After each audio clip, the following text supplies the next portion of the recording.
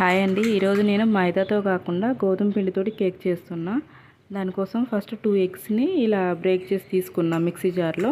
దాని తర్వాత half cup oil, half cup sugar and కొంచెం salt, 1 tablespoon baking powder and half tablespoon baking soda, కొంచెం vanilla essence, 1 glass milk. ఇవన్నీ first mixie పట్టుకున్నాక 1 bowl గోధుమ పిండి తీసుకొని మళ్ళీ ఒక 5 మినిట్స్ వరకు మిక్సీ పట్టాను. ఒక బౌల్లో కొంచెం నూనె రాసి దానికి పిండిని పట్టించేసి ఇలా మిశ్రమాన్ని మొత్తం దాంట్లో పోసాను. దాని తర్వాతకి ఇలా డ్రై ఫ్రూట్స్ తోటి నేను గార్నిష్ చేసి ప్రీహీట్ చేసుకున్న బౌల్లో 30 to 40 మినిట్స్ వరకు సిమ్లో పెట్టి కుక్ చేశాను అనమాట. దాని తర్వాతకి ఇలా రెడీ అయిపోయింది. చాలా స్పాంజీగా వచ్చింది చూడండి.